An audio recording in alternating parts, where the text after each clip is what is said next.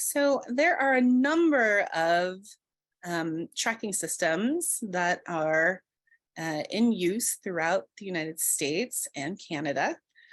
And you see there's kind of like this patchwork quilt, right, on this map. They, for the most part, follow the grid areas. And there are some states that don't have an RPS, and you'll see those marked in gray. There still are tracking systems that serve those states. It's just that there isn't like a state approved tracking system because they don't need it for compliance.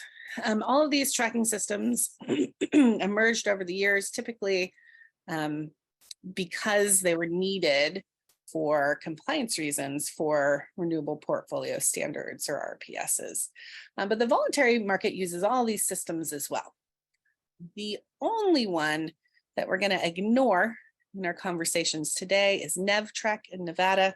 It's really only used for compliance for like a really specific purpose and not used very much at all for voluntary market use or even for regular renewable electricity generation that's used for RPS compliance. Regis also covers the state of Nevada. Next slide. So for all of these tracking systems, again, they're kind of like fancy databases, right? When you want to use and make a claim on a REC or renewable energy certificate, you need to specify a retirement reason typically in the tracking system. So it might be for RPS compliance, it might be for voluntary reasons, etc. For the most part, most of the tracking systems are pretty policy neutral. They're just going to track whatever their stakeholders want them to track, particularly what regulators want them to track. And they all have different vintages. Traditionally, most of the tracking systems track on a monthly basis. There's some that track on a quarterly basis. But regardless of what vintage we're working with, whether it's quarterly or hourly or monthly, you still need the RECs retired in the system. So as we're talking and thinking about this green tariff language, you're going to need to have those RECs retired in a tracking system to make credible usage claims. Next slide.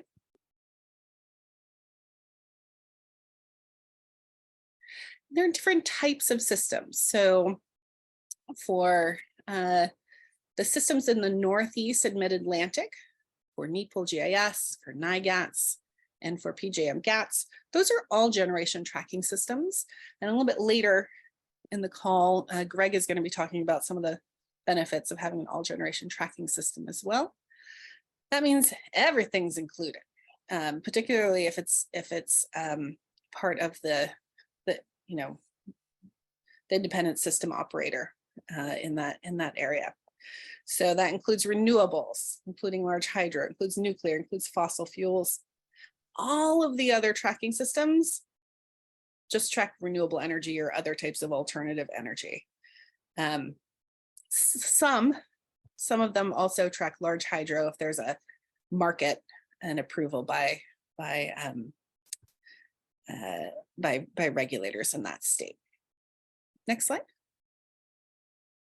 All right, well, where do they get the data from?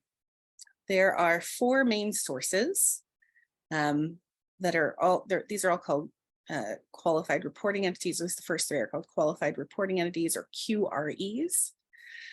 The easiest one to get the data from is an independent system operator, an ISO, or a regional transmission organization, an RTO. So as you can see on this map, this is just pulled from FERC's website. You can see where those are located throughout the country. And so those grid operators can just send the information directly to the tracking system. It's usually done on a monthly basis, and then it's uploaded and into the tracking system, and those RECs are issued. But not everywhere has an ISO or an RTO, right? So when we're dealing with traditional wholesale electricity markets, they have a lot of balancing authorities. And, typically a lot of vertically integrated utilities. And so in those cases, those balancing authorities and those vertically integrated utilities can also report data to the tracking systems. A little harder to get that information from them sometimes, at least to convince them to give you the information. But once they're on a schedule, then it's typically pretty easy. Outside of those sort of main ways of getting information, you can also have another, just an independent qualified reporting entity. So say a consulting firm that can go out and read the meter. They can report that megawatt hour data to the tracking systems. And then for really tiny facilities, I wouldn't recommend it for large ones, but for really tiny ones, you can have self-reporting as well. And it just depends on the tracking system's operating rules as to whether or not that's allowed. Next slide. And all these tracking systems are used for different purposes, right? So for the voluntary market, but then also for compliance markets. And I'm going to weave in some of that information a little bit later in the discussion as to why that's important. But for all of the existing tracking systems, they all have something to do with compliance programs in these various states. And as you can see, almost all of them track monthly, except for ERCOT. Next slide. Okay, I'm going to pause here and see if there are any clarifying questions, which you can either type or just speak.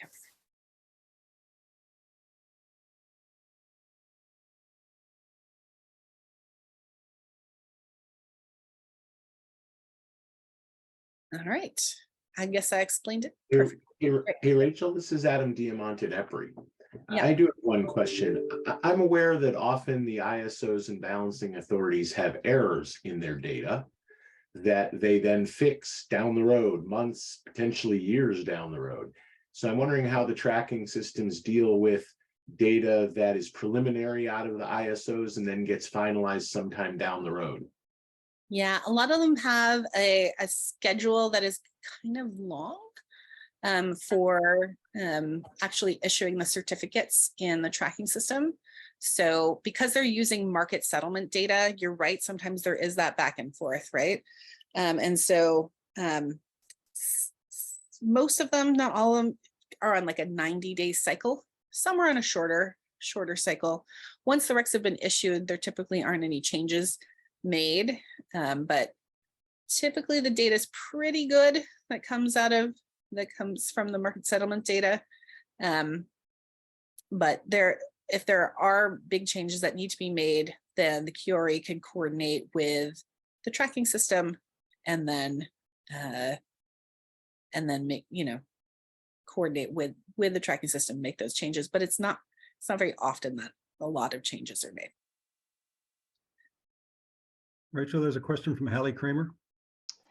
Hi, Rachel. I have a question about the areas where tracking systems might overlap. What are the protocols for how those systems might speak to one another to ensure that a generator, for example, isn't registered with multiple tracking systems? Yeah, there are a few things that these tracking systems do. So one really important feature of all of the tracking systems is that they list all of their facilities publicly, which is very helpful.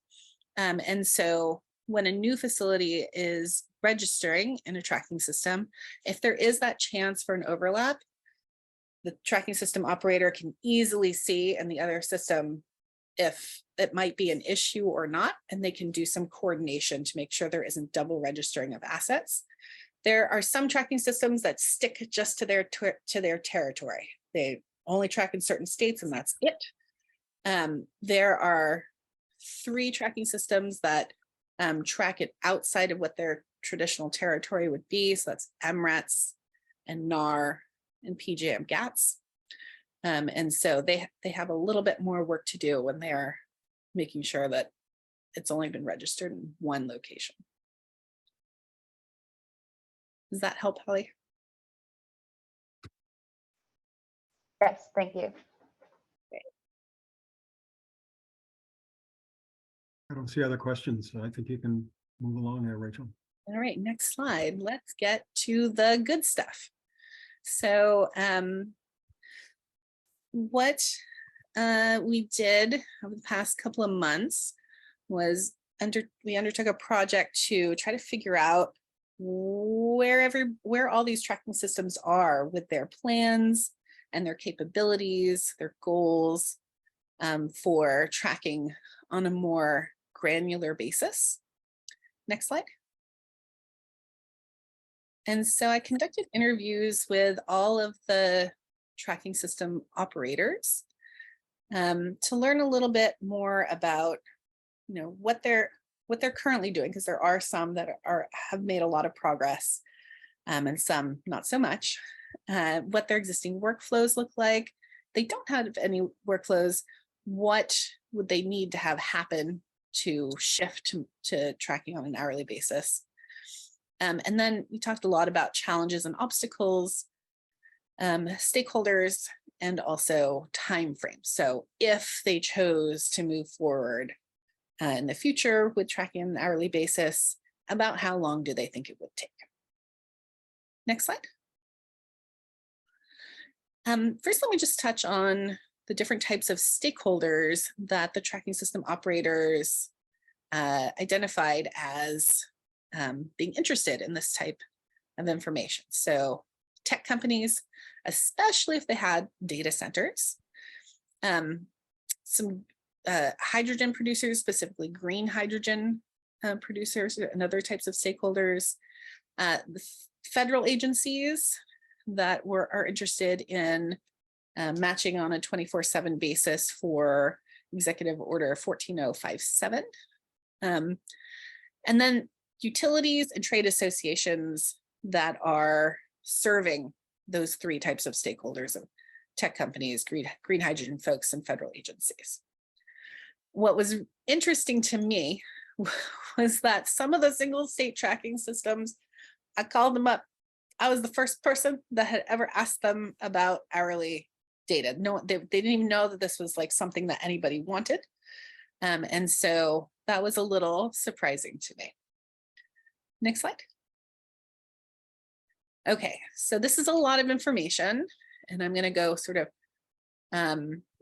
column by column. So on the left, you'll see a list of all the different tracking systems.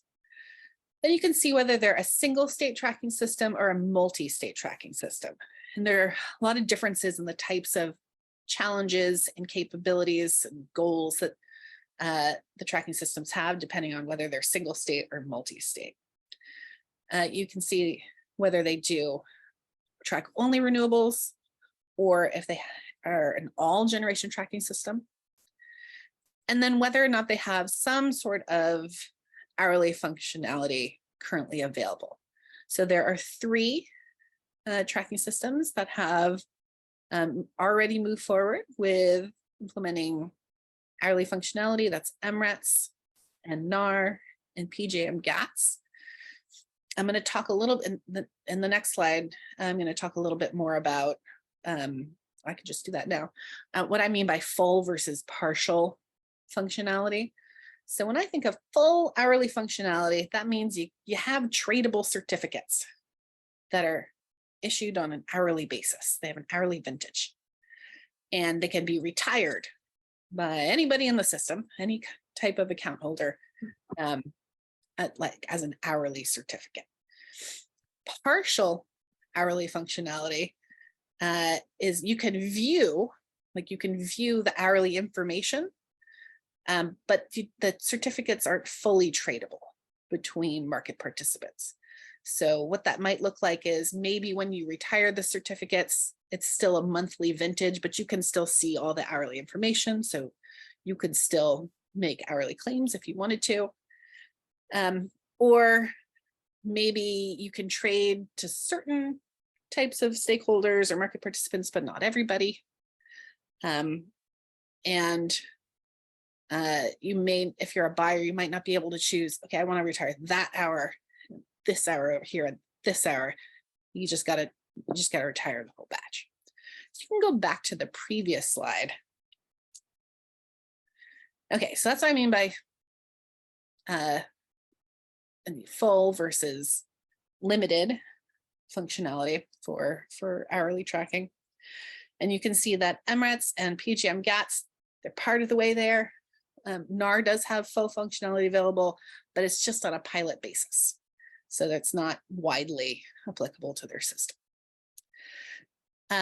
The multi-state tracking systems, except for NAR, are all moving towards having hourly functionality. The single state tracking systems, not so much. They don't have any plans to implement hourly functionality. And then in terms of estimated timelines, if a system decided to move forward, it ranges typically from 1 to 2 years. And there are a couple that didn't have a timeline. Regis was the system that had the longest timeline for estimated, and they need they have a lot of QREs and a lot of regulators as well. So they need some buy-in from state agencies. They need some clear instructions from federal or state agencies, and then having funding for stakeholder participation would be really helpful. Next slide. And one more.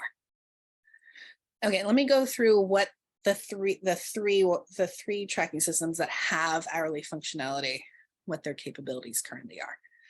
So right now, MRETs can receive data from MISO, also from SPP. And so they can receive that already on an hourly basis.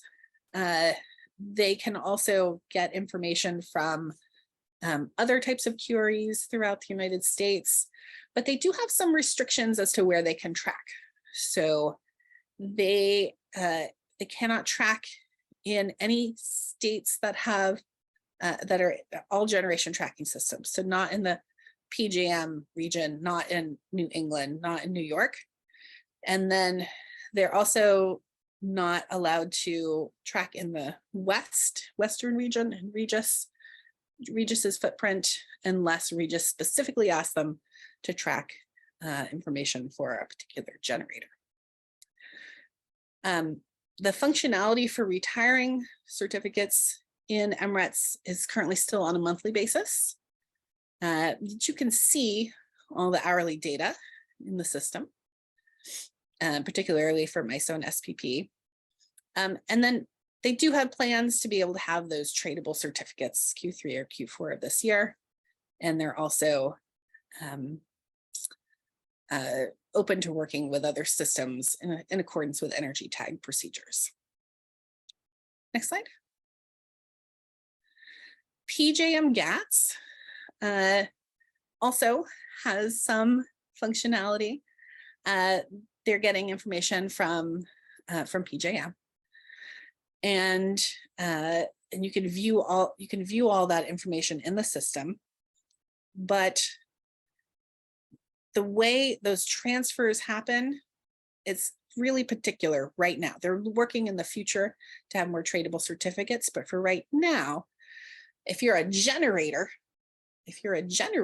you could retire whole or partial hours worth of certificates in the system. Or if you have a standing order,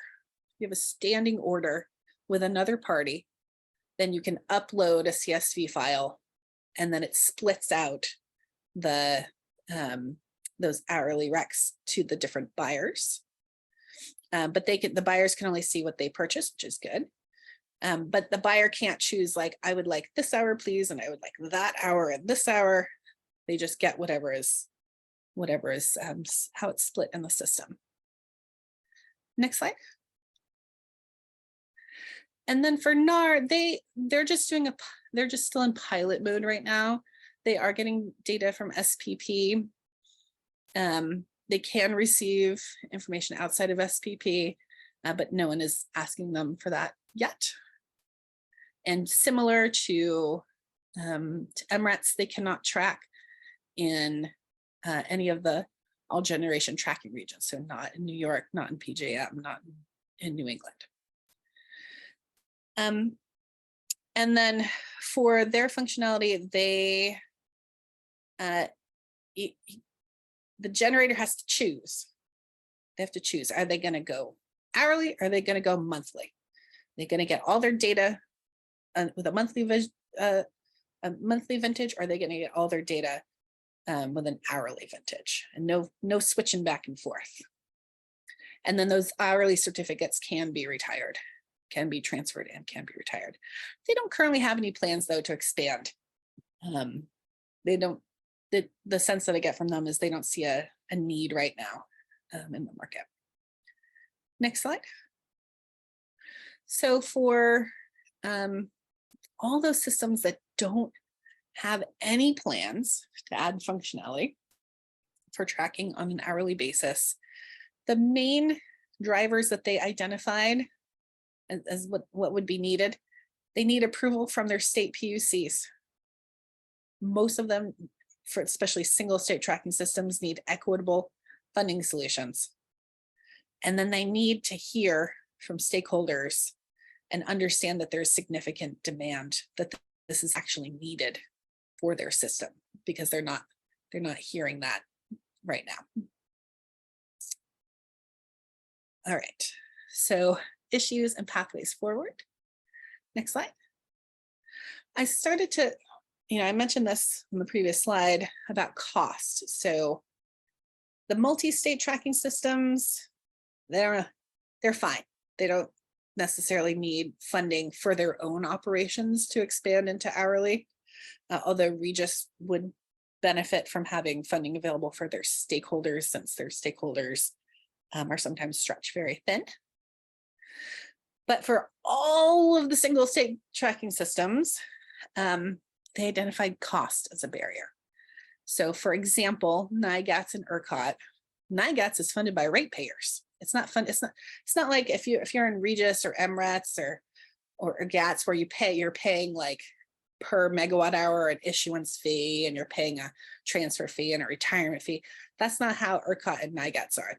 It's free. It's free for the users to use the tracking system. They have a different funding mechanism.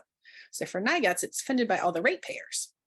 So they would need an equitable way to fund those updates, especially if it's only benefiting a small number of users. And then for ERCOT,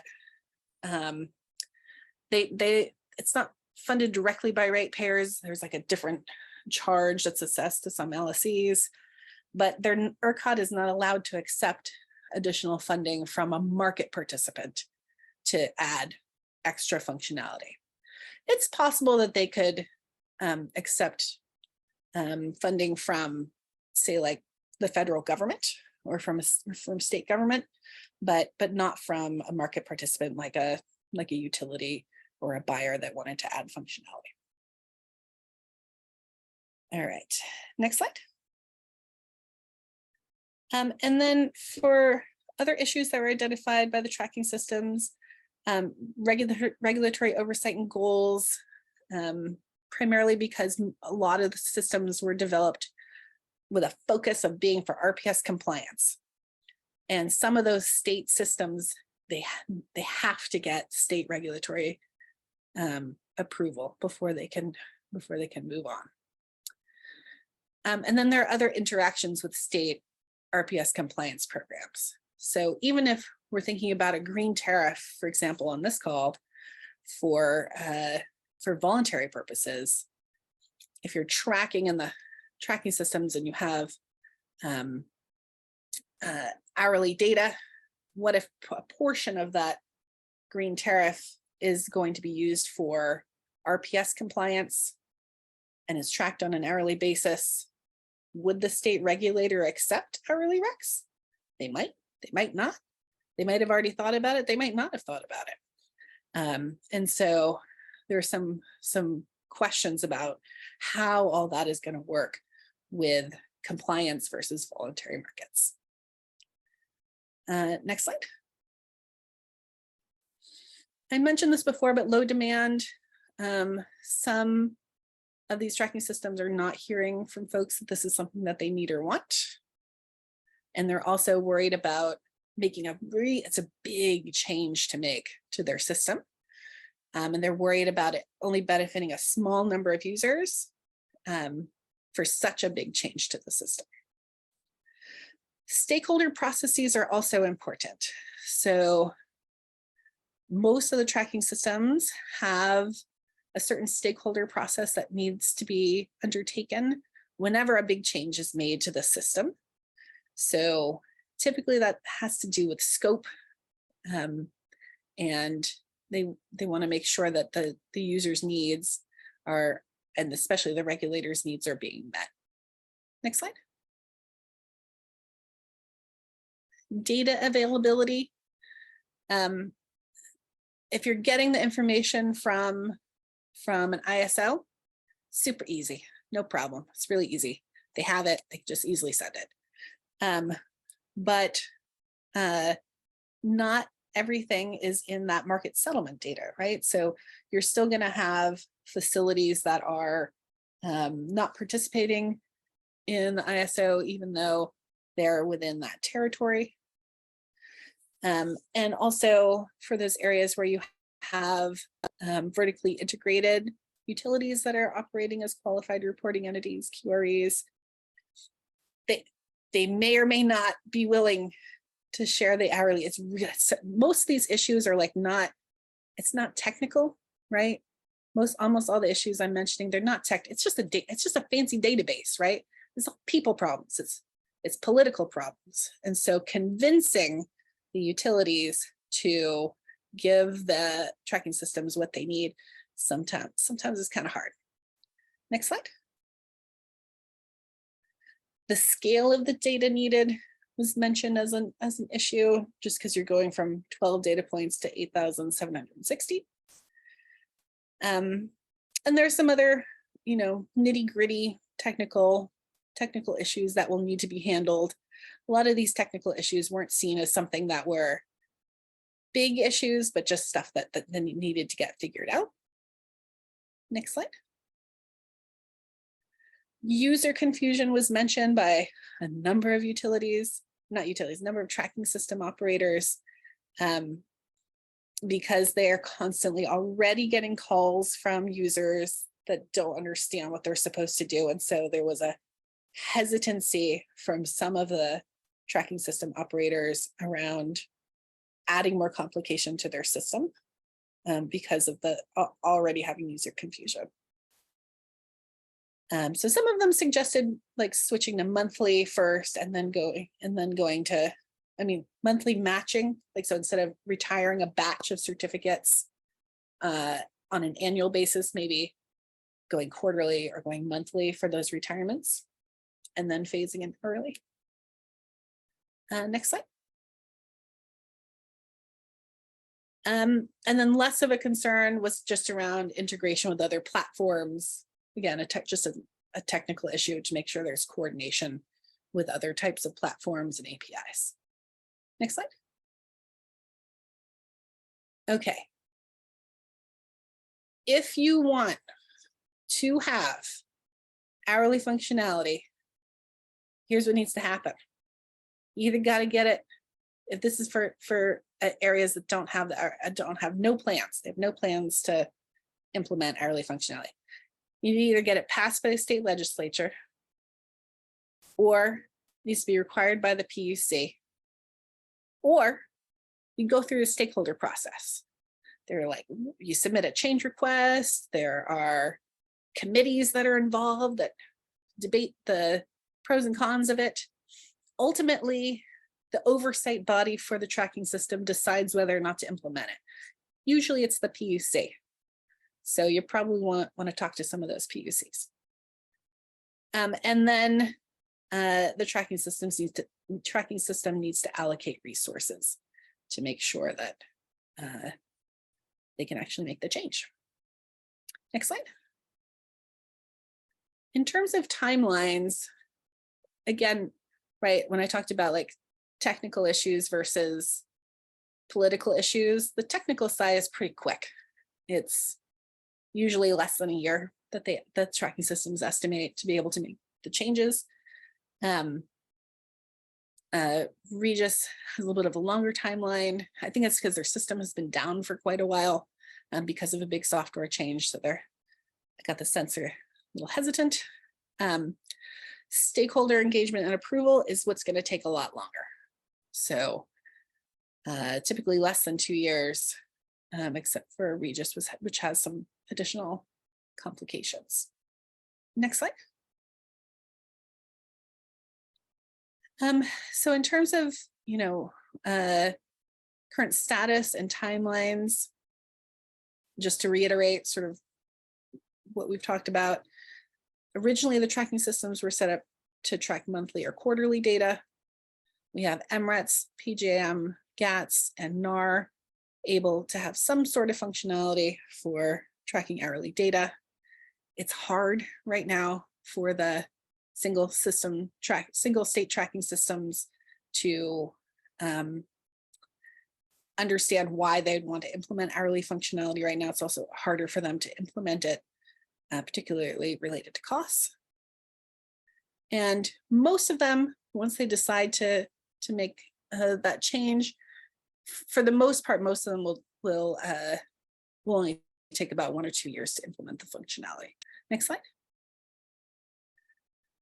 In terms of areas of the country, New England, they're going through their approval process right now for their markets committee, hoping to just roll it out next year.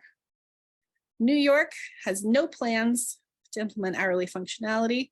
They are an all generation tracking system, which makes it challenging for another system to cover their territory. And so an interim solution might be you retire the RECs in NIGATs, and then you have an outside sort of off-system third-party validation process for the hourly information. PGM GATS, moving forward, so that one's fine. Next slide. Regis has a working group that they're starting this year, and they are going to be looking at sort of a 3 to 5 year timeline, which could be closer to 3 years, again, if they have state agency buy-in, clear instructions from government agencies, and if funding is available for stakeholder participation. In the interim, just similar to New York, you could do some off-system validation. You still need to retire the RECs within Regis though. Next slide. And then MRETs can cover everywhere else. So, right, so they can't cover New York, PJM, New England, and WEC, but they could cover all the other territories. And they are working towards having more full functionality available with tradable certificates that are issued on an hourly basis. Next slide. So in order to unlock those barriers to implementation, just to sum up, need some coordination with state regulators. Otherwise, you're going to end up with sort of over procurement and added costs with states that have an RPS.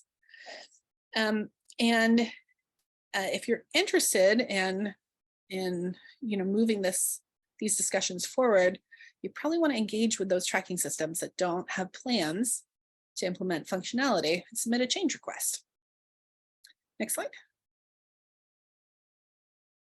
Some of the states that would be helpful to consider are New York, Texas, North Carolina, Michigan, Kansas, and Missouri. Those are the RPS states that have state-approved tracking systems with no current plans for hourly tracking. And then all of those single state tracking systems need to figure out equitable funding solutions if this functionality is going to move forward. Next slide.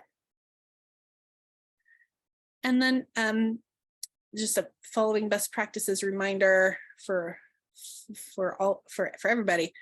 Don't allow for self-reporting of data for larger facilities. You should always use a QRE. You could also use like an independently owned or operated data logger to report the data as well. And we've seen that in some international applications. And then just making sure that those tracking systems continue to be compatible with state programs and voluntary programs, such as the Green E-certification program. Next slide. All right, I just talked a lot, and I know that there are probably a lot of questions that have come up. Rachel, thanks so much. You know, we're going to try to keep to our schedule, which means we have a break in about 2 minutes. And we'll have time at the end to come back for some of the questions that we are not able to get to here. There was one question I have for you. If you could go back and talk a little bit more about partial function. You mentioned GATS and MRETs have partial function. So they're sort of on their way to doing the things that you want them to do, but they can only do that partially. Can you just explain that a little bit? Sure. Yeah, so when I talk about full functionality, I mean that for every rec that's issued in the tracking system that is of an hourly vintage, that you can trade it between any of the market participants in the tracking system, and you can retire it on an hourly basis. For partial functionality, that means that you could see the data, you could see the hourly information, but it isn't necessarily able to be traded or retired on an hourly basis. You can't pick and choose which hours that you want to trade or which hours that you want to retire. So for MRETs, the functionality for retirement still remains with the monthly vintage. So you have your regular old monthly rec, retire that, but you can see all the hours, but you have to retire the whole thing, the whole month worth of data. For PJM GATS, the generators can retire specific hours. But if you're a buyer, let's say there's a generator who's selling to a utility, who's selling to a buyer, like an end use buyer, the buyer can't, they'd be able to see all the hours potentially, but they can't pick which hours they want to retire or trade. They have the generator, if they have a standing order, can like give some of that, split it out and give those hours to their buyer, but it's like only in very specific instances when those retirements can be made. Thanks, Rachel. That's really helpful. So there are more questions than we have time for. If you would please write your question into the chat. What RAP's going to try to do is get our speakers to answer some of these questions, and what we'll do is get them written out and send them to you if we don't get to them later on after the break and after we hear from Greg. So it's 1:47. Let's come back at 1:57 Eastern time, and we're going to continue the program. Thank you so much, Rachel. Appreciate excellent presentation. So folks, welcome back. It's 1:57. Thanks again to Rachel Terada. Did a great job, Rachel. We've explored the capacity of tracking systems to provide hourly certificates. Now what we're going to do is look at connecting emissions data to certificates. And to do that for us today, we have Greg Miller, who's Dr. Greg Miller, let's get that right, Research and Policy Lead at Singularity Energy. And what Greg has set up, he's set up a handful of questions. So he's sort of going to run a discussion, and he'll break it into two parts. He'll explain that to you. So Greg, welcome. Mic is yours. Thanks. Yeah, so my name is Greg Miller. I'm the Research and Policy Lead at Singularity Energy, and we are a emissions data platform company. So we work both with demand side users who are interested in understanding the emissions intensity of the electricity that we're using. We also work with the supply side with utilities and grid operators to help them provide that data to their stakeholders. And we kind of do this across, if you're familiar with kind of the scope 2 accounting terminology, both kind of location-based emissions, market-based emissions, and also avoided emissions. So essentially, what we're trying to get to today is how do we determine what the kind of on an hour by hour basis, the fuel mix and carbon intensity of the electricity that a utility might be delivering to its customers in a 24/7 tariff is. The 24/7 customers might want to know this information on an hourly basis. And also there may be new regulatory requirements that are appearing, such as in California, Senate Bill 1158, which I believe is going to require all load serving entities in the state to start reporting hourly power content and emissions by 2028. So these images I borrowed from Peninsula Clean Energy's 24/7 strategy report, but I think they do a good job of kind of illustrating, on the left here, for example, you want to be able to break out for customers what that power content on an hourly basis is of the electricity that you're delivering, and also being able to represent that carbon intensity of that electricity for every hour of the year. And so to kind of walk through this process, there's kind of two parts to this challenge.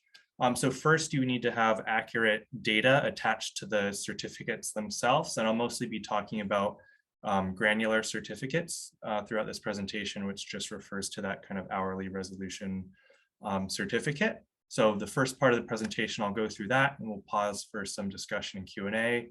And then the second part is about once you have this inventory of all these certificates with emissions data attached, how do you then allocate those certificates, allocate those emissions out to hourly load to determine that kind of hourly supply mix and emissions factor. So let me get started with this first section here about assigning emissions data to granular certificates.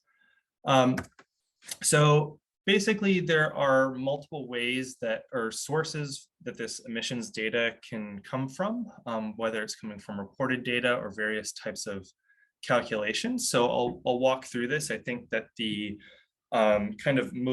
best, most accurate source is the continuous emissions monitoring system data, or CEMS data, that comes from the EPA's Clean Air Markets Program division. A lot of people may be familiar with this data, but basically it provides measured hourly emissions data, and also has an impact or has an advantage for plants that may be multi-fuel generators or fuel switch throughout the year. It's intrinsically going to reflect the impact of that fuel switching on the output emissions.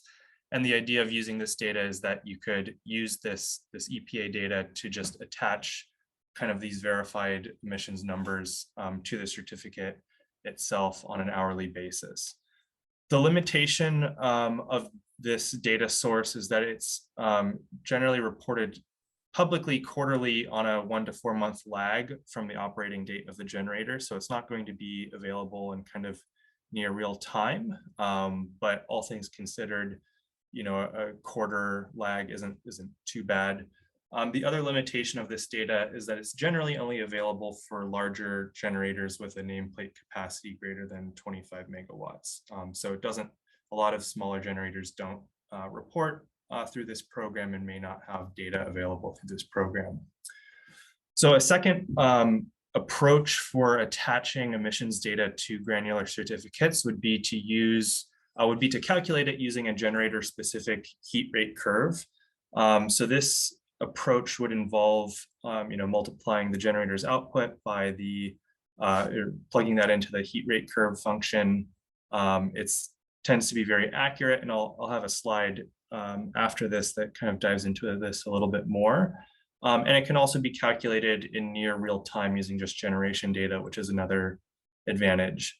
The kind of the limitations of this approach is that potentially it could allow for reverse engineering of the generator's heat rate, which I think is potentially a limitation of any kind of hourly approach where we're assigning emissions data to an hourly certificate for a specific generator. It's potentially going to start exposing market sensitive information, although that can be mitigated depending on the lag on which the data is released or other factors, but it may be something, this is kind of a challenge that I'm hoping to discuss with the group later on.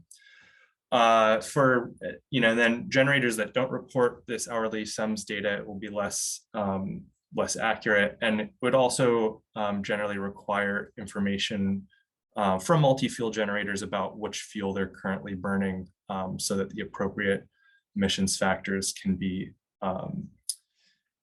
attached to that. The third approach would be to use kind of generator-specific output emissions factors from a source like eGrid. These would be like an average, emissions per megawatt hour generated by each generator. So it's a single number for each generator. It's simple. It's going to represent a generator-specific average heat rate, and so be relatively accurate. But generally, just due to the data reporting lags, these emission factors are going to be a couple of years out of date, and may not necessarily accurately represent like hourly specific emissions for generators, especially for multi-fuel generators that may switch throughout the year. And then the final method that is used is just using kind of a default fuel specific emissions factor, like just a generic kind of natural gas average emissions factor.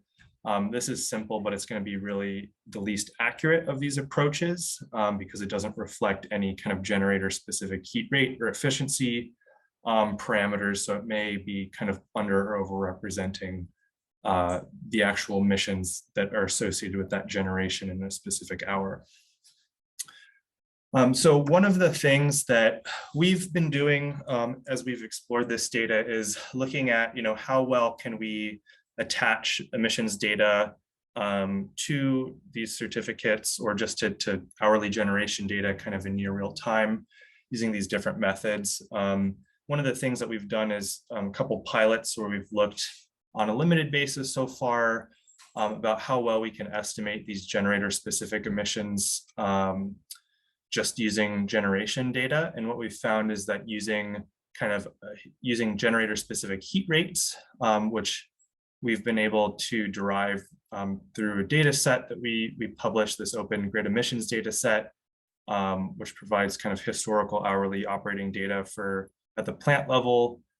We've been able to estimate these emissions with close to 99% accuracy in our pilots. And so these charts on the left show some anonymized data here for the emission rates of several plants on an hourly basis for a week. The black line shows the actual measured kind of CAMD data or the SEMS data from EPA. And the red line shows, using this kind of historical heat rate method, you can get pretty close to those actual kind of verified emissions numbers. The green line shows a generator specific average emissions factor. You can see that generally is performing a little bit worse than kind of using a heat rate method during, for certain operating ranges of the power plants. So that is the kind of, this section was really short, kind of just intro to the like attaching the emissions data to individual certificates. I wanted to leave some time for kind of general discussion on this. These are just some questions to seed the conversation, but what approaches are existing GATS systems using to assign emissions to certificates? What are some of the novel challenges that, moving from assigning emissions data at a monthly level, as is done in kind of current GATS systems, to an hourly level? What kind of novel challenges does that introduce? And also, are there, diving into one specific challenge, are there kind of market sensitive confidentiality concerns that are raised by attaching emissions data in general to hourly certificates? Is that something that can be mitigated, or is that something that we're going to have to kind of learn to live with if we want these granular certificates in an all generation tracking system? So happy to hear people's thoughts or questions on this first topic. Folks, please just raise your hand if you put questions in the chat. I think it's just easier to bring them up right now. Take a few minutes to do that. Mike? Yeah, thanks. Greg, on the confidentiality issue and reverse engineering heat rates, I'm not sure I understand why you couldn't anonymize the data. I mean, I know there are locational issues you want to try to determine, but you don't really need to know specific coordinates. You just need to know whether the source of the certificate is within the transmission constrained zone where the buyer is located, if that's your concern. Yeah, I think my understanding is that generally certificates in the past have been attached to a specific generator, like tied to an explicitly identified generator, rather than just being kind of generic, like, you know, this is a solar wreck that occurred in this region. Maybe that's incorrect, but that was my understanding, is that, you know, it's tied to a specific generating resource, and that then in an all generation tracking system, if you're tracking like fossil fuel resources in addition to carbon free resources, that's going to have, you know, emissions data associated with that as well for tracking purposes. I mean, I can see that if you're selling the certificate, but if you're someone who's trying to buy certificates, but you just need to know that you're buying, you know, qualifying zero carbon energy from within a given zone. You don't need to know which specific coordinate it came from. Yeah, I mean, maybe that's something that could be masked by the registries or tracking systems that are doing this. I don't know if there's anyone on the call from some of these registries who wants to speak up about how specific generators are typically identified or not identified in those systems. If there are takers, please make your point in the chat. Thanks, Mike. Todd and then Adam. Hi, thanks so much. Can you hear me? Yep. Thanks, Greg. So I'm assuming that this effort to assign emissions data to hourly certificates is for fossil and other emitting plants. And so just for the all generation certificate tracking systems, is that correct? So for CFE generators, the hourly emissions data would just be 0. And so for renewable only tracking systems, this isn't really an issue, correct? The only issue would be assigning emissions to the residual mix. Is that right? Correct. Yeah, this is referring to all generation tracking Got systems. it. No. Thanks so much. This is Matt Klaus. I'd just jump in there quickly and say that, you know, there's a difference between renewable generators, some of which may have emissions like biomass, and carbon-free generators, which obviously should have 0 emissions. Thank you, Matt. Adam? Thanks. I guess I'm a little confused. I could see the need for this information by buyers for their own purposes, but I'm not so quite aside from whether it's tractable, and I'll come back to that, but I don't see the need for this kind of emissions data connected to EACs or GCs for the purposes of simply developing 24/7 carbon-free energy tariffs. This might be interesting to buyers, and buyers might be certainly are interested in knowing the emissions intensity of power they use, but that's different than understanding the emissions intensity of generators in the grid. It's physically just not possible to track emissions down to the level of an actual user of power. The physics just doesn't work. So I don't really understand. I mean, there are ways you can estimate what an LSC might be delivering to an end use customer, but that's certainly different than what they have under contract through PPAs or CFE. So I guess I'm just lost as to why, for the purposes of our discussion, this is relevant. Yeah, and so maybe I should have backed up a little bit, and I'll get to this a little bit in actually the next presentation, or the next part of the presentation. But yeah, primarily what we're talking about is in the context of kind of on the consumer side, people who are looking to quantify the emissions of the electricity that they're consuming. They could be doing that under kind of a location-based or market-based accounting method. You know, basically what we're talking about here is a type of market-based accounting, you know, which typically involves things like utility specific emissions factors, or is based on the electricity that's being purchased, not necessarily the electricity that's being consumed. And so from a kind of like scope 2 emissions quantification perspective, and maybe this is just because, I've been, thinking about this in the context of like GHG protocol and that accounting side of this equation as well. Having for consumers to be able to do a market-based emissions calculation, that's typically done using energy attribute certificates. And so in order to do market-based emissions allocation, you need emissions data attached to those certificates to do that. From a load serving entity perspective too, if you're procuring generation from certain sources and allocating those to customers in specific tariffs, you need to be able to know what the emissions are of those resources to report that the carbon intensity of that tariff product to those consumers as well. Thanks, Greg. Have you got time for one more question? Sure, yeah, I can do one more. Okay, Brian.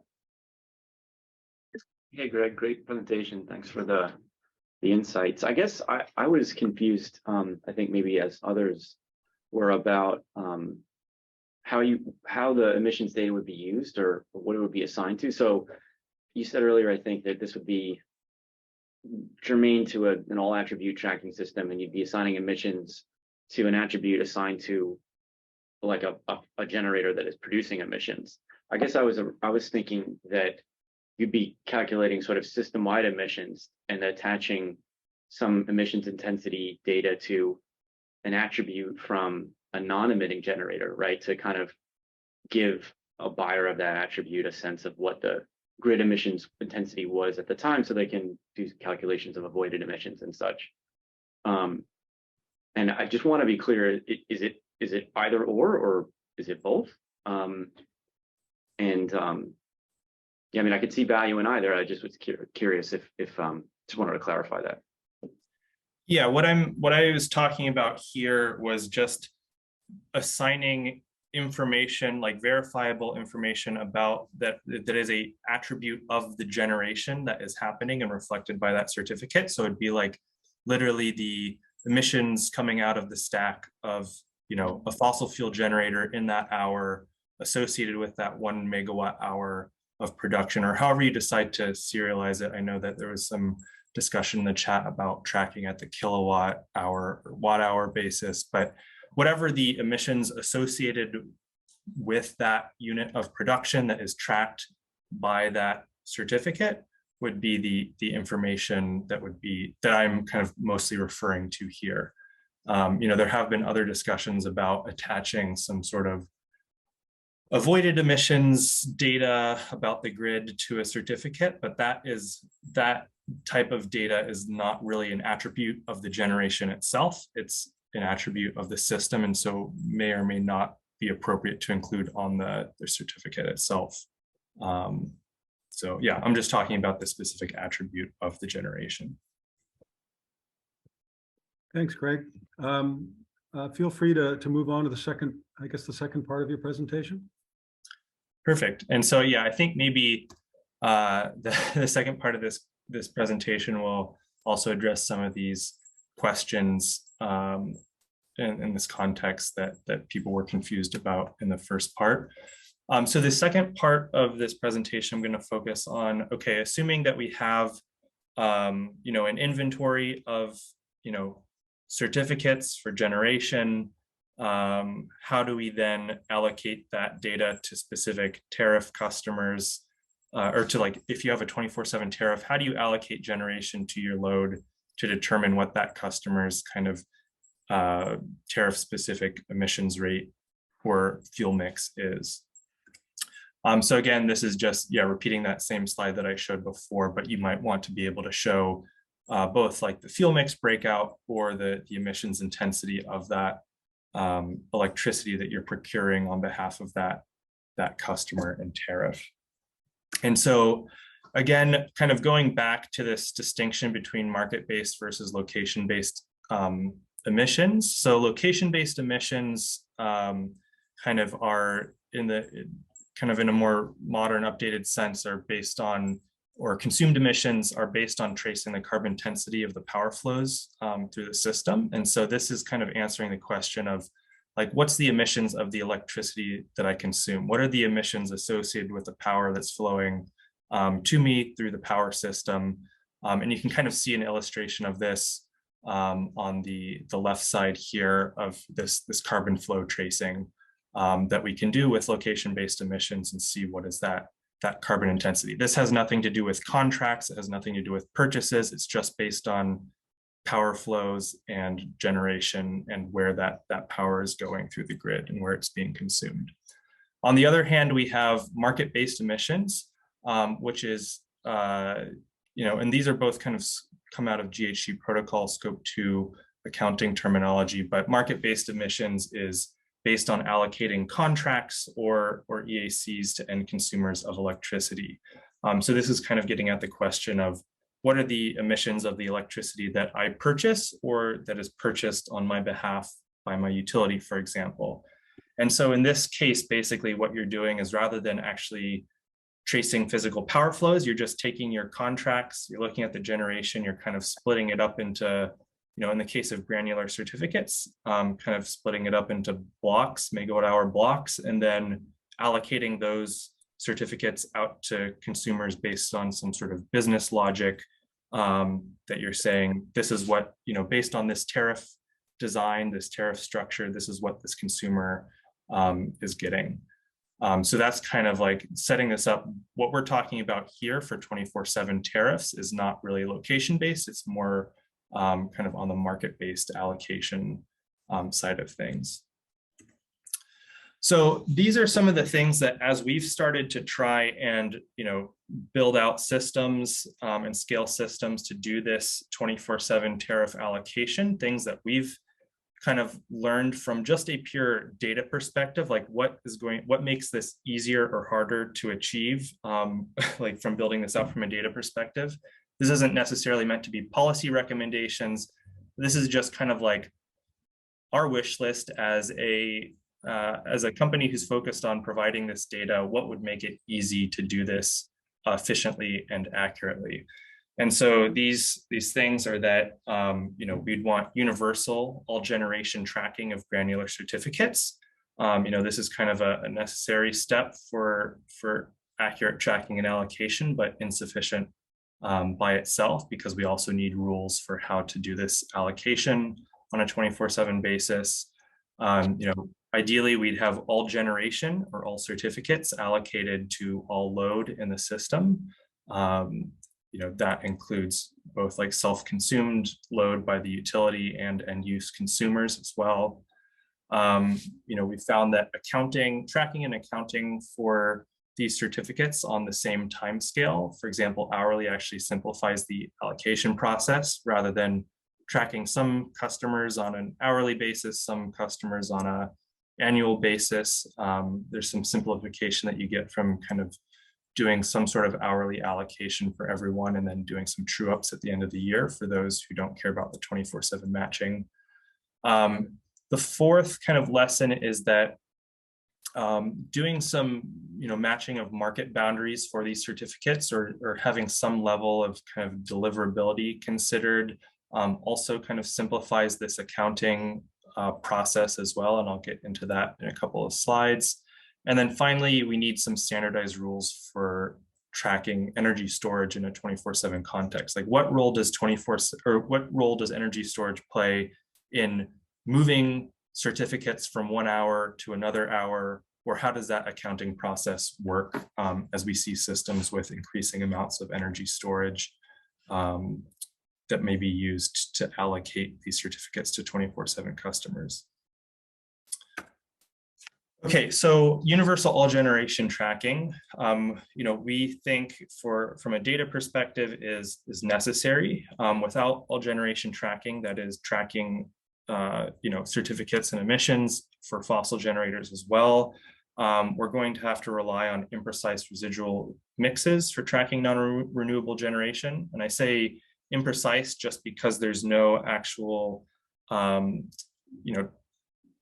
hourly tracking of that fossil generation on the system. So you're using kind of estimates, you're having to make some approximations about what that residual mix is in the absence of all generation tracking, which is most likely going to lead to double counting, undercounting, misallocation of emissions to end users. And then without universal all generation tracking, and I mean by universal, I mean having all generation tracking in all locations between which these certificates can be transacted. So like if I'm in the East Coast and I can buy certificates and retire certificates from Texas or the West Coast, then we need all generation tracking there as well to make this accounting problem simpler. So without that universal all generation tracking, it's hard to avoid double counting and undercounting when kind of purchasing certificates from other regions. But all generation tracking by itself is just a generation tracking system. It's not necessarily an allocation system. And so for this accurate market-based accounting, we want to have all generation certificates allocated to all load with some sort of kind of standard process. So getting into this kind of market boundary question or deliverability question, ideally what we would want is some way to, track certificates across systems if they're going to be transacted and retired across systems, or just have stricter requirements for where those can be purchased from. I think Rachel mentioned how the tracking systems today, are somewhat fragmented, like, one system tracks its own recs, but may not always, track recs that are being purchased from other systems. So then this is a very simplified example here, but let's say we have two regions, region A, region B. Region A has some solar and gas, region B has all coal. In basically the electricity consumer in region B is purchasing all of the energy attribute certificates from the solar farm in region A. So that solar energy becomes null power because it's stripped of its energy attribute certificates.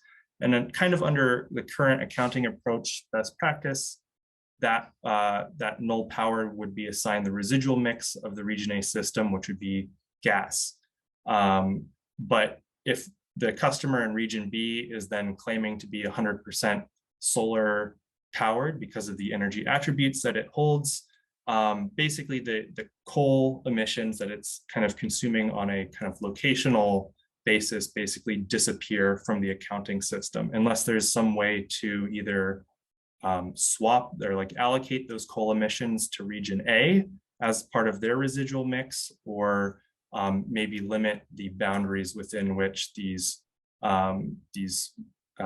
certificates can be transacted to kind of limit this kind of accounting problem. So, this is a very simple example, but it illustrates how emissions can kind of disappear or be kind of miscounted from like a total, total atmospheric emissions perspective under kind of, if we don't have tracking of these certificates between these regions. So another important thing that we've been learning as we've been trying to implement this is that tracking and allocating energy on the same timescale is going to be really important. So on the tracking side right now, if a utility wants to kind of inventory all of its certificates and emissions, it's going to be getting data from a lot of different sources. It's going to have its own generation. There's going to be power purchase agreements. There's going to be kind of wholesale unspecified power potentially in these unbundled recs. Some of this data might be available on this hourly level. Some of it, like these unbundled recs, might only have a monthly vintage attached to it. And so there needs to be some sort of a system to kind of standardize this all into a single temporal resolution. In the absence of all generation tracking systems, this could involve kind of a for the utility creating almost like a virtual granular certificate by just taking the data that they're getting from generators, serializing that into kind of megawatt hour increments like a certificate, and then tracking and allocating that within their own system to their customers. Part of the challenge is that some of these instruments may only exist at this monthly resolution, and it may be hard to attach data to it that enables it to be allocated to anyone on an hourly basis. And so that's kind of one of the challenges going into this. And then when you're actually allocating these certificates out to end use customers, such as like 24/7 customers, renewable, customers that may be in like 100% annual renewable tariffs, or just kind of your standard delivery customers, we're finding that it simplifies the process if you kind of do this allocation of certificates for all customers on an hourly basis, up to the amount that they're consuming. But then, for customers or tariffs that aren't trying to be 24/7 matched, that there's some sort of monthly or annual true-up process that allows those certificates to be assigned to the load, even if it's not time coincident with that customer's load. So another challenge when we think about allocating out all of the certificates that a utility may hold to its customers is how do you kind of deal with excess certificates in a certain hour, and how do you deal with gaps in other hours? And this image again is borrowed from Peninsula Clean Energy's report, but kind of just shows an example day here of a customer load in black, and then some different resources that are actually being generated. And you could think of that as like, each of these being represented by a certificate. One of the question is, when you have excess granular certificates in a certain hour, kind of, for example, shown by the yellow lines above the load there for solar, like what happens to those excess certificates? Do they get banked and used for other customers that aren't 24/7? Do they get sold off to other load serving entities that might want them? Do they get reflected in some sort of like system residual mix? There's some unanswered questions there. And then again, on the flip side, for the hours where a utility might not have enough hourly certificates to match their customers or tariffs load in that hour, what emissions do you assign to that kind of like generic grid energy or unspecified energy? This is kind of the role that kind of traditional residual mixes would play, but again, how would those be calculated is one of the big questions. The kind of, I think, final challenge here is the role that energy storage is going to play in allocating out these certificates out to customers on a 24/7 basis. So you can imagine, and I'll step back and say that in kind of traditional monthly and annual accounting, storage always looks just like a net load because there's round trip efficiency losses, and it doesn't necessarily play an important role for the accounting there, except for accounting for those losses. In hourly accounting, though, there's an opportunity to use storage to kind of move these granular certificates across time. But there's not really a standardized approach for market-based energy storage accounting, although there have been several approaches that have been proposed, some of which have gained more traction. So some of the ones that we've found floating around out there as different potential strategies for storage accounting and how they can deal with these certificates. The first is a strategy called reissuance. And so this would basically be a system where the storage is reserving granular certificates when it charges, and then reissues the same granular certificate at a different timestamp when it discharges. So this might just involve, for example, having an additional kind of parameter attached to that granular certificate that shows when it was generated and charged by a storage asset, and then when that granular certificate was reissued when that storage asset was discharging. A second approach is this separate ledger approach, which is somewhat similar to reissuance, but basically there would be instead of the charge and discharge information being kind of attached to the certificate and modifying the timestamp of the certificate itself, there'd be some sort of separate accounting ledger that would be used to account for when these certificates are being charged, when they're being discharged. You could use different kind of accounting principles borrowed from financial accounting, such as like first in, first out, or like a weighted average approach, or just basically letting the storage operator choose which ones they want to be assigned to that discharge. This is the approach that has been kind of proposed by the energy tag standard.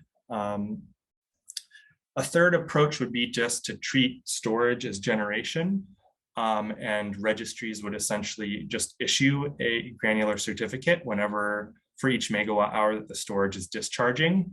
You could either treat this as carbon-free energy, since technically there's no direct emissions from that, although that is very controversial because obviously you might be charging from fossil fuels, or it could kind of inherit attributes from the energy that is being charged during operations. And you could one approach would almost be to treat the storage as almost like a virtual hybrid resource where you almost attach the storage virtually to a specific generating resource and say that all of the charged energy is coming from that resource, even if it isn't located at the same location.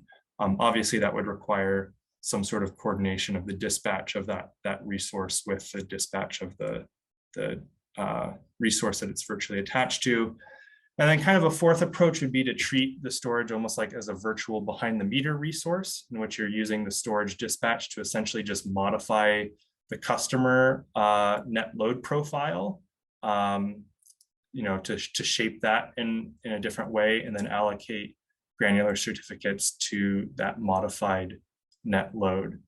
However, this approach isn't necessarily useful for end user scope 2 accounting because it wouldn't necessarily align. It would allow for allocation from the kind of supply side, but it doesn't really line up with information that would be useful to end users for kind of market-based scope 2 accounting. So these are just kind of an overview of some of the potential challenges for market-based allocation of these granular certificates, and being able to get to a place where we are able to tell a 24/7 tariff customer exactly what the fuel mix of the electricity was that is being allocated to them in a given hour, and what the carbon intensity of that electricity is as well. I've repeated this kind of list of challenges here on the right. Also, there's some other group discussion questions here, but would be interested to hear any other feedback, questions, or comments on this as well. Thanks, Greg. So Todd Jones, Todd, are you going to talk about the response that you had in the chat? I wasn't, but no, I mean, so briefly on that, I tried to explain in the chat. I mean, Greg and I have talked about this, and we may just sort of have a minor difference of opinion in terms of terminology. I think it's just generally confusing to say that consumed electricity is different than purchased electricity. I'm not sure that makes sense to a lot of folks, and we make distinctions in some of our materials between load-based accounting and source-based accounting, or generation versus consumption-based accounting. And then there's the distinction between market-based and location-based. So I think the distinction that Greg is making between location-based allocation and accounting and market-based accounting is important. And so I wasn't trying to minimize that at all. I was trying to just inject my own sort of terminology or overlay that onto what Greg was saying, since it helps me understand, at least for anyone else who is listening and thinking, what's the difference between electricity consumed and electricity purchased. But that again, that doesn't take away from what Greg was saying. No, my I appreciate that. so- Please ask your question. Yeah. Sorry. So it was more of a comment or a reaction to, maybe we can go back to this slide with the null power question that you had, where the illustration, the unbundled purchase from out of reach and what happens to the in-region generation that gets paired with the rec. Does it disappear? So Greg, maybe I can just respond, and then you can tell me if you think I'm not right, or you can sort of react to my response.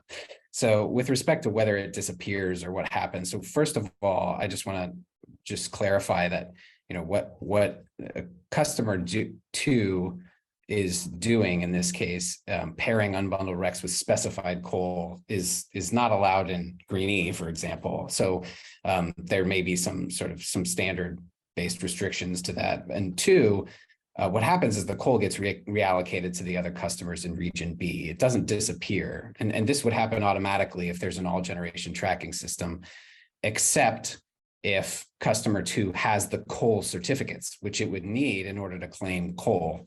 They wouldn't be able to put those certificates back into the residual mix. They'd have to sell them to someone else or claim them. So this again sort of reinforces the point that you can't use unbundled recs to sort of mask specified coal. With these types of questions, it can help to kind of visualize what would happen if there is an all generation tracking system. That usually gives you the answer about sort of what happens to that generation. There's a certificate for every megawatt hour. Everything is accounted for. Nothing disappears. Ideally, as Greg was saying, we have all generation tracking everywhere, and the tracking systems sort of talk to each other, in which case the inner region sort of rec transfer and the reallocation of coal power and other emitting power would show up in customer one's null power. And we have some resources where we sort of just describe how that would work in an ideal scenario where you have all generation tracking everywhere. But that's an ideal scenario. And without that, we have to sort of estimate with region specific residual mixes for regions A and B. So if a customer in New York, for example, buys RECs from Texas, but doesn't actually transfer them to NIGATs, those RECs won't show up in their NIGATs account and be used to determine their EDP label mix. If they don't buy the coal certificates, that goes into the New York residual mix. If they do, they have to claim them. And even if they did import the RECs to NIGATs, they'd still have to claim them. So Greg, was there anything that I said there that you disagree with or that you want to clarify, or am I understanding this correctly? Because I just wanted to make sure that everyone knows that this is not generation that's disappearing or some sort of fuzzy math where coal power gets lost.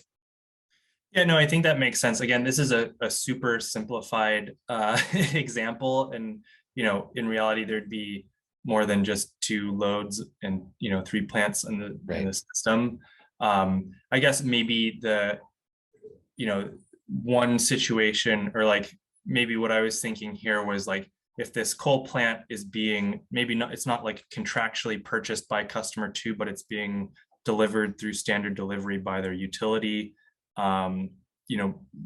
Maybe there's some question of what happens there, how that accounting works, but maybe that's just a more of an accounting standards question rather than like in a tracking system question. Hallie. Thanks. Hallie? I think my hand was raised second. So if Adam wants to jump in first, I'm happy to wait, but. It's okay. Adam, Adam's had some questions. Why don't you jump in, Hallie? Okay, no problem. My question is, or maybe it's more of a clarification, but Greg, I think you did a really good job explaining market-based and location-based, and relating that back to the clean transition tariff. In my mind, that tariff is becoming more of a blend of those two, because what you're looking at is, how do we create a tariff that greens the system we are on right now, but it's also an allocation exercise. So it's a market-based approach in a specific location through the tariff mechanism.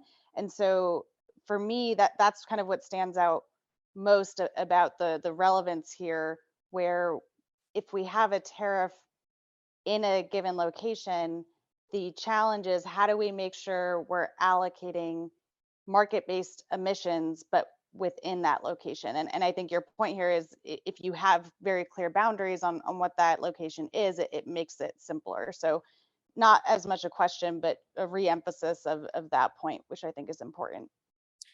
Yeah, no, that's a good point. And, I think at least just from a data and accounting simplicity perspective, that kind of bringing these a little bit closer together over time would make it simpler just from this data perspective. And, for example, if you think, if I'm an East Coast utility and I'm giving my customers a bunch of Texas wind recs, I'm not physically importing wind power from Texas, but, I am allocating that to my customers.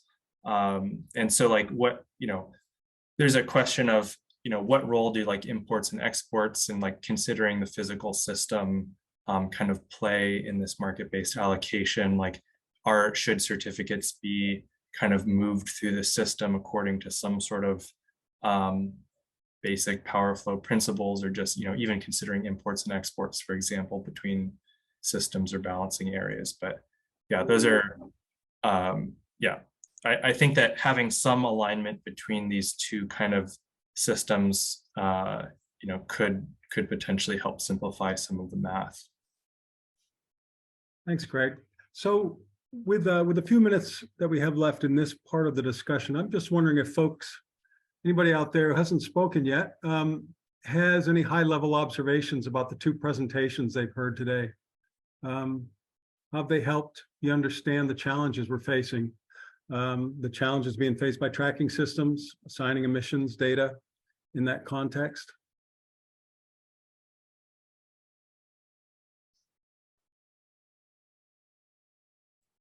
Yeah, sorry, I don't know if I should just interrupt or raise my hand.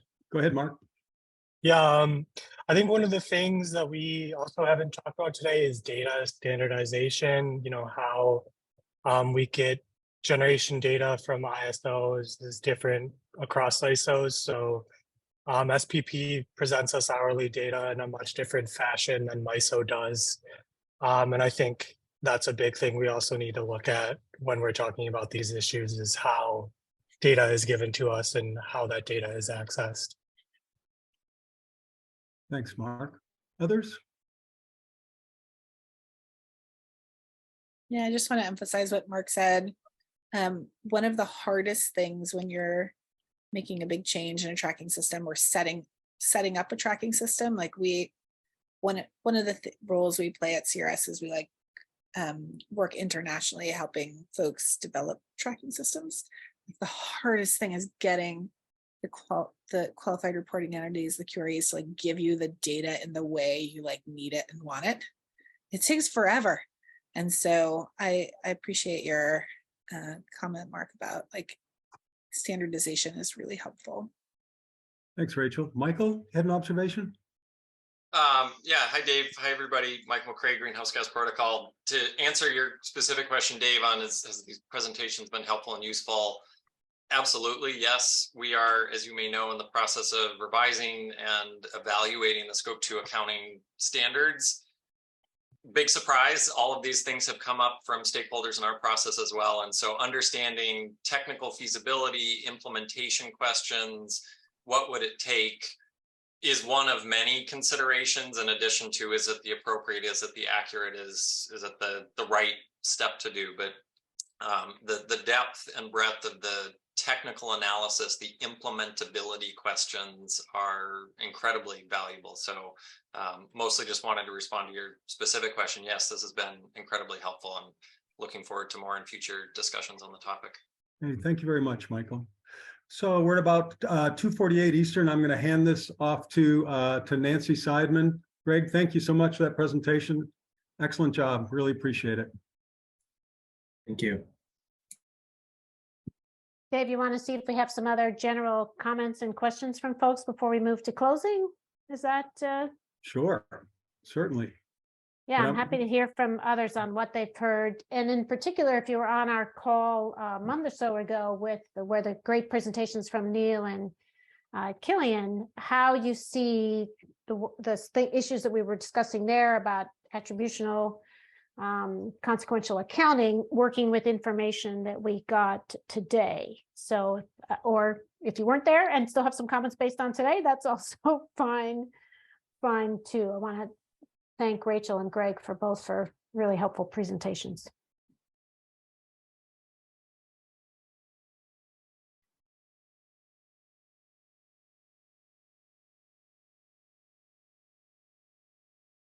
I think we're learning more about the challenges that we're facing and starting to think about the tariffs. Hallie.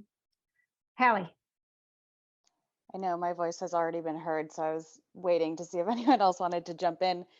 The one thing I wanted to follow up on the standardization side is if we have either registries here or utilities, PUCs, I'd love to understand a bit better what are the barriers to accepting standards or getting standards passed so that they can be implemented? Is it, I guess, what are the steps that are needed to make standardization more implementable? Because I know once standardization is in place, makes it really easy for end users, but there seems to be a barrier to getting standardization in place. And I'm wondering if folks have any thoughts there. Yeah, thanks, Hallie. That's great.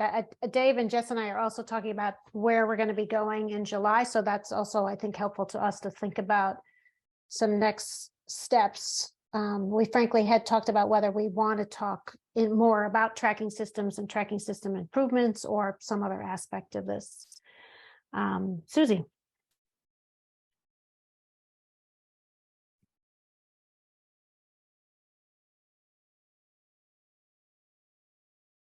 I'm muted, but Susie, I think you are too. There you go. Yep. Okay. So I was kind of asking this in the chat, was going to follow up with Rachel. I think Mark was from the MTS piece. I think, and I'm trying to follow this, it's a little new for me. I'm on the, like I'm a utility manager at our site at NREL. And I'm trying to understand the difference between we're creating a tariff where we're wanting to do 24/7 tracking, but it sounds like the tracking is actually something completely outside of that tariff that's with these other organizations. So I don't know if maybe someone can help me understand a little bit more about, like, in creating a 24/7 tariff, how does that fold into these tracking areas, and where's the overlap and no overlap there? It's slightly confusing to me, kind of approaching the utility with a tariff discussion, but then there's this tracking that's sort of completely outside of that. Yeah, I can speak to that a little bit, and Mark, feel free to jump in as well. So using these tracking systems is just a way to better understand and keep track of your renewable electricity and RECs. You don't have to use a tracking system, but if you don't, it's kind of like going to a physical bank and dealing with lots of paperwork instead of using online banking. And so I highly recommend using an electronic tracking system. Almost all of the utilities that are dealing with renewable electricity do use the existing REC tracking systems. So is that on if we do a tariff, is it on the utility then to do the tracking in combination with that tariff, or is it on me as the customer to find a way to get into this tracking system?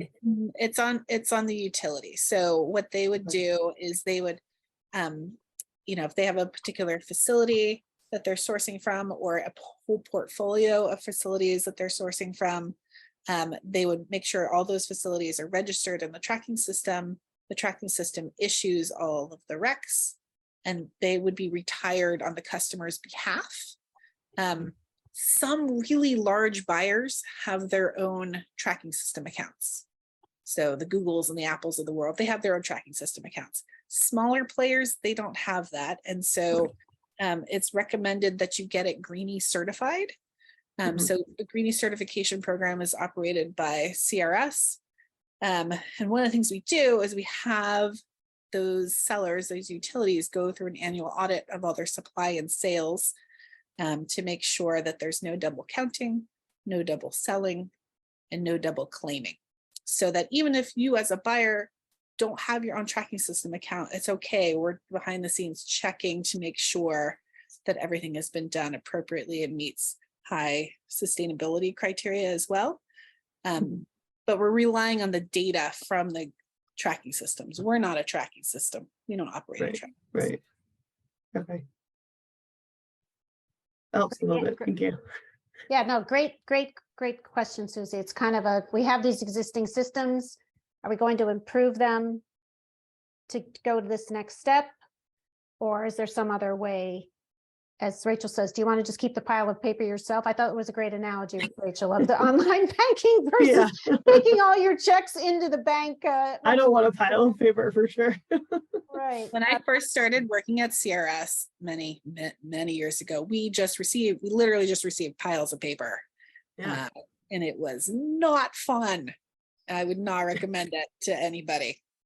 So Greg, do you want to Rachel, when you're talking about like sending messages to the tracking systems of like who wants to do this, is that something that's really the utilities need to be having that? So as customers, we need to talk to the utilities who are like talking to the tracking systems to like show them that like this is something we want to do. Is that kind of where that line of interest is going, or is there other avenues that we also should be like experimenting or like making sure that message is going up, kind of thing?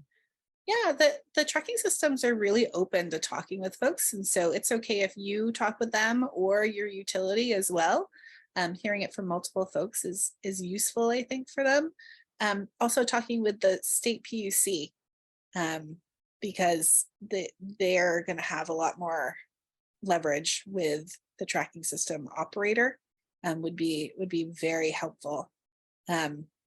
And then in terms of like putting a change request in, you typically need to be a participant in the system to submit a change request. Not always, sometimes that's not true. For certain tracking systems, anybody can do it, but usually it's a participant in the system that's going to submit a change request. And I just wanted to clarify or just emphasize too that there's kind of like two sides to this problem. There's the tracking side and the allocation side. The tracking system side tells us what was generated when, but it doesn't tell us anything about who gets what, or like what resources should go to your 24/7 customers versus your standard delivery customers versus whatever else. And so I think that really the tracking system side is maybe a little bit outside of what like utilities have the responsibility for, but utilities are going to have to determine like, how do we do that allocation? So like to extend the bank analogy, the tracking system tells you, how much money you have with the bank overall, but the utility needs to determine, what money goes into what bank account. Every time you get a paycheck, how much are you putting in your savings versus your checking? Things like that. And that's just a kind of a business logic rule. Right. Interesting. Okay. Thank you. But one important point there, Greg, is that they do that allocation with certificates or attributes where there aren't certificates. So all of this is market-based allocation. And so you're right that the tracking system the tracking system issues the certificates, and then there are transfers of those certificates between account holders and retirements of those certificates on behalf of end users. But the certificate is still the mechanism by which the allocation occurs, or the attribute where there isn't a certificate.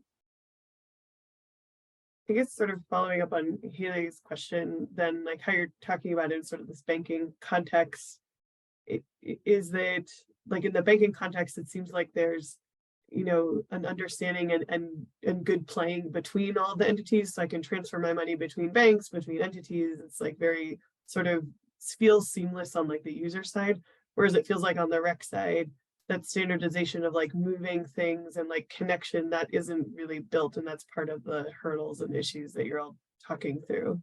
Is that extend it too Yeah, I far, think- or is that yeah. kind of Susie, I accurate think, also? Susie, I think that is helpful. I'm mindful of the time and that we have Oh, sorry. 2 minutes left. I don't know, Neil, if you have 30 seconds worth, were you getting? Yeah, I was just, I do I have mean, a I few think, things to wrap up with, so I want yeah, to make no, sure we this get is to that. really interesting. I mean, I think the big issue that I, you know, something that Rachel touched on, and I think Greg is getting at, is just how do we think about the interaction with existing CFE and existing compliance markets? And if I'm doing 24/7, do I get the count, you know, the 20, you know, all the compliance stuff that I'm doing anyway? And am I doing it on top of it? There's a lot of CFE in this country that is not claimed and not tracked right now. What happens to that CFE? If it's not, does it just get counted for free in the residual mix? Or do I actually have to have attributes that are tracked and claimed and start tracking and claiming things that we're not tracking currently? So anyway, I'll stop there. Great. Thank you, Neil. just- As per usual, in the last 2 minutes, we got, you know, a lot of really great comments and suggestions, and we could go on longer, but I'm mindful that folks, I'm sure, have other commitments. So please send us a note about other comments and questions you have. I want to thank everybody for participating today. I think we had a really great overview of tracking systems and emissions data and the challenges that come to both. I want to note that our next meeting is scheduled for July 14th at 1 o'clock Eastern. We expect to have the invite and a draft agenda out soon.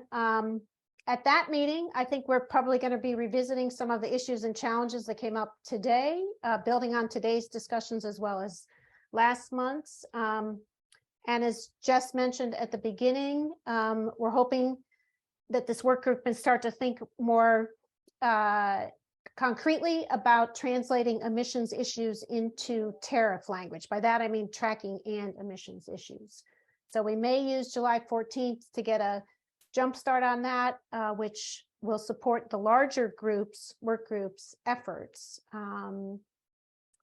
So, for example, we may want to think about translating emissions credits into how those should go into contracts. The larger work groups, I'm going to begin on tariff language in August, and the process and work groups for those are going to be discussed in the meeting that's scheduled for next week on the 27th. That's the sort of bigger work group that Carl Linville is shepherding. If you don't have the invite for the 27th, please let us know, or that meeting will also be recorded, and if you can't make it. So I think, Dave, anything else, or is it with that, are we signing off at 3:01? All right. Again, Rachel, Greg, thank you so much for your presentations. Then thanks to everybody for attending. Thanks, everybody.